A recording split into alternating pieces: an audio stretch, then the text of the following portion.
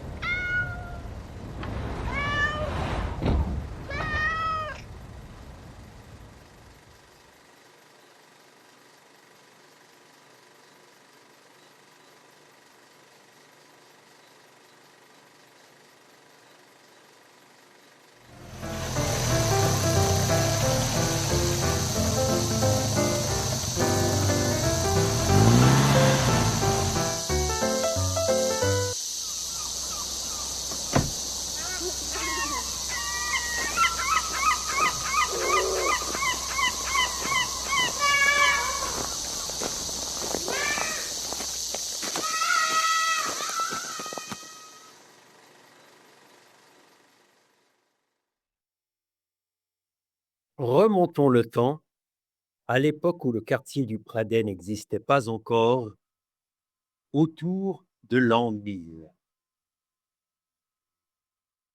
À cette époque, le comte de Provence et les seigneurs des lieux ont construit une série de fortifications pour protéger le territoire contre les barbares. Sur les hauteurs de Bormes, on a construit un castrum, un château, attesté en 1167.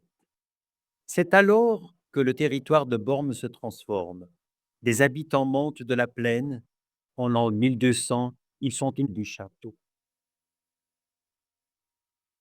Les fortifications seront progressivement renforcées avec notamment un nouveau mur d'enceinte. En 1323, une décision importante est prise. Le représentant du comte de Provence, venu contrôler le système défensif de Bormes, ordonne la construction d'un mur de protection autour du bourg. Cette fois, nous avons un texte qui parle du village. On mentionne le bourg, le bourgo. On a une date, une injonction claire. Mais à quoi ressemblaient les remparts de Bormes?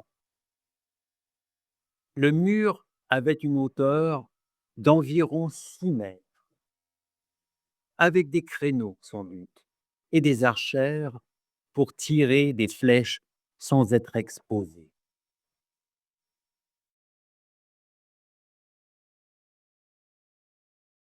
Mais quel était le tracé de ce mur en borne? On connaît son tracé au sud, le long de la rue Carnot. On sait qu'il traversait le milieu du boulevard des Amandiers, montant vers le château. Pour le reste, les vieilles pierres sont silencieuses. Par où entrait-on dans le village? Pour le savoir, étudions les tracés sur le vieux plan de bord. Oublions les constructions au sud de la rue Carnot, la plupart d'entre elles n'existaient pas au Moyen Âge. Il y avait le chemin de Bormes, c'est-à-dire la voie romaine et la rue Rompicchio aujourd'hui, le chemin qui contourne le faubourg, le chemin vers le Nabandou depuis la colline au Moulin, le chemin vers Colobrières et la Mole, le chemin vers la chapelle Notre-Dame de Constance et le chemin du Moulin de la Verre.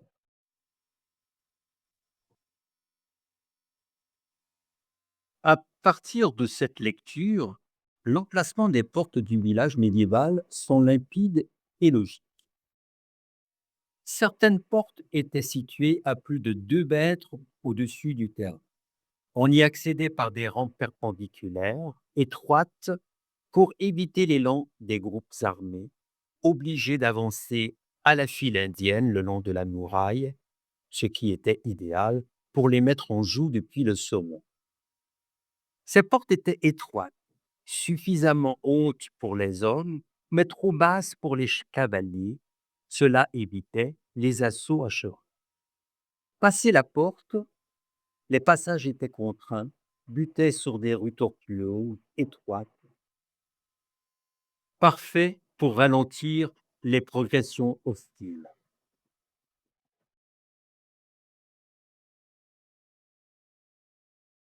Ici, Loup Portaou et ses cubains.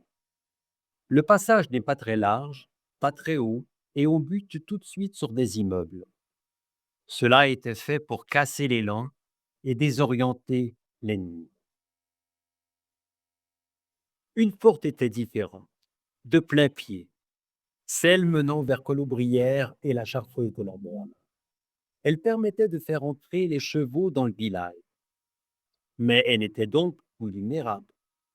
C'est sans doute pourquoi on avait construit une tour à cet endroit, pour mieux défendre la porte. Cette tour est attestée dans une délibération de l'année 1700. Les murs sont chuchotants à cet endroit parce que ce secteur du village a disparu au moment de construire l'église et son campanile. Il est peu probable que la tour de planquement de la porte du village soit la même que le campanile. Les murs du village et les murs de la tour devaient avoir environ 2 mètres d'épaisseur à leur base pour résister aux assauts. Ce n'est pas le cas. Mais le positionnement du campanile à cet endroit est très intéressant.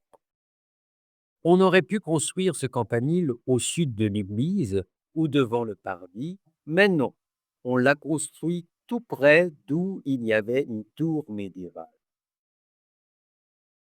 Fait ce que j'appelle une pérennité historique, une résonance historique. Voici à quoi pouvait ressembler cette entreprise. La tour était située sur un axe économique structurant vers la Colombière et la et près d'un point d'eau important, le puits d'Amont, parfait pour abreuver les bêtes et les hommes à leur arrivée à bord. On sait aussi par une délibération que pour construire l'église, on a démoli les écuries que l'on voit ici à droite. Il pourrait y avoir eu une porte pour l'or et une porte à l'ouest, là où débouche aujourd'hui la ruelle de l'Horloge, à 2 mètres au-dessus du niveau de la mer. Cette porte a disparu, peut-être au moment où l'on a percé une rue étroite, droite, conduisant à une place de grande dimension, sans doute la place la plus grande du village intramuros. Une porte neuve, une rue neuve, une place neuve.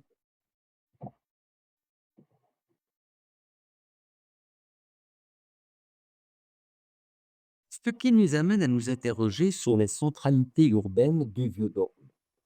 Imaginez, nous sommes au XVIe siècle, disons en 1553. Toute la vie villageoise se passe encore à l'intérieur de l'enceinte. C'est un matin du bois de mai, vous ouvrez le volet, vous descendez dans la rue, vous faites gaffe aux tupines dont le contenu est balancé dans la rue des pilotements. Une poissonnière est montée d'une avendoue, elle s'écrie dans la rue: «Il est beau mon poisson, il est beau!» Plus loin, il y a le boulanger où vous allez chercher l'eau. Il a été cuit au four banal, juste sous les remparts. Aujourd'hui, c'est jour de boucherie. Le boucher itinérant est au village. Vous allez pouvoir acheter des pieds de mouton pour vous régaler ce soir. Mais où se situe la boulangerie? Où s'installe le boucher? Y a-t-il un marché à Bormes? Pas de mention dans les documents SPO.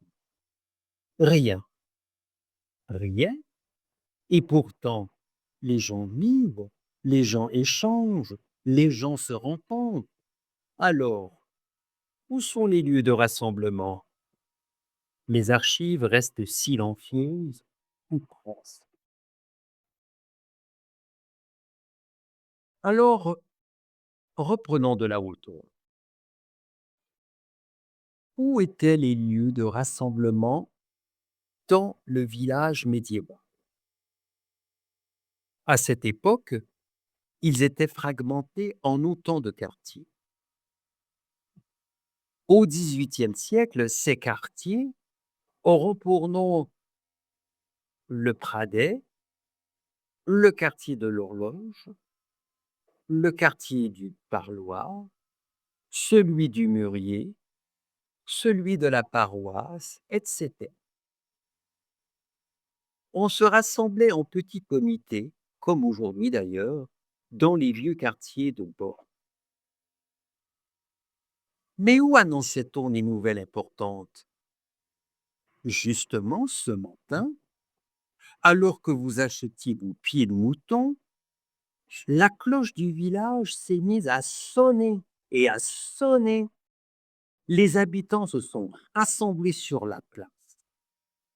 On annonce que le seigneur de Bormes a renoncé à ses droits seigneuriaux en échange d'une pension à vie. La communauté des habitants de Bormes est donc enfin libérée du joug seigneurial. Mais où était la place?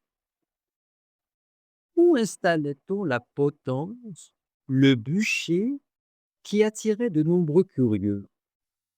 Car les équipements étaient là pour donner l'exemple.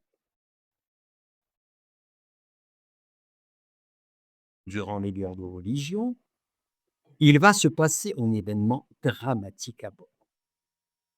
Un dénommé Michel sera tiré des prisons par les consuls, tué, puis brûlée au milieu de la place. Mais où était cette place où on faisait les annonces importantes, où on châtiait et on mettait à mort? Où se sont rassemblés les consuls pendant 200 ans avant l'installation de la maison communale dans un vieux logement en mauvais état sur la rue Carnot? Où était l'auditoire des justices? Et où étaient les prisons? La place du parloir pourrait avoir exercé un rôle civique, tout son nom. C'est peut-être là qu'on faisait les annonces officielles. Avant, à l'époque féodale, à l'époque où la population était encore sous le joug seigneurial, mais elle est un peu trop étroite pour rassembler 1000 à 1500 âmes que compte le village en 1562. La seule place assez vaste en 1562 pour faire des annonces publiques et des exécutions aurait pu être cette mystérieuse place qui a perdu son nom au début du XIXe siècle, nommée sobrement le Pradet, le Petit Pré. Regardons de plus près. Au centre de la place, on a un espace pour construire une halle ou faire des exécutions. Sur le tour, on a des bâtiments de grande taille pouvant abriter des fonctions publiques. Projetons-nous de nouveau dans le passé de Borne, sur cette place, quelques années après l'exécution publique du dénommé Michel. Nous sommes en 1579. Les guerres de religion ont toujours. La veille, on a massacré un grand nombre de protestants à Borne. Au matin, on évacue les victimes. Le seigneur de Borne est alors un des huguenots les plus ardents de Provence. Vous imaginez, il autorise des pasteurs à officier dans la chapelle paroissiale de Borne. Quelle provocation! Les catholiques du village se sont vengés la nuit dernière. En son absence, ils ont fait le ménage. Ils lui font un pied de nez depuis la place. Cette place est puissante symboliquement. Le Seigneur est en haut et la communauté des habitants est en bas. C'est une hypothèse, à ce jour, qu'il reste à conforter. En revanche, ce qui est certain, c'est que 250 ans plus tard, en 1825, cette place n'a pas de nom. Le lieu dit est simplement le Pradet, le Petit Pré, un reste de pré. Au centre, on y trouve un jardin potager et tout autour, des logements paysans. Ainsi, cette place, à cette époque, est parfaitement résidentielle, comme si la place potentiellement civique qu'elle avait abritée par le passé s'était dissoute dans l'espace urbain, dans le temps. Mais des murmures murmurent. Il faut dire que, depuis les guerres de religion, les choses ont changé dans le village. Le seigneur a vendu son château à la communauté des Minimes en 1654. Il s'est fait construire sa résidence sur la Grand Place, parmi d'autres maisons de notables. La communauté des habitants a fait aménager la maison communale sur la rue Carnot en 1754, la place Gambetta en 1760, la grande fontaine au milieu de la grande rue en 1764. Elle a ensuite fait construire l'église en bas du village en 1783 et la tour de l'horloge en 1789 avec un local pour boucher et poissonner. On voit donc que le pouvoir civique et religieux, que le commerce, l'animation urbaine se sont déplacés, concentrés dans l'espace urbain de Borne. Les anciennes centralités se sont alors éteintes. Cette ancienne place a donc perdu son rôle civique, puis ses habitants. Au début du XXe siècle, elle est abandonnée, puis rasée presque totalement, avant de connaître un nouveau souffle avec l'avènement du tourisme.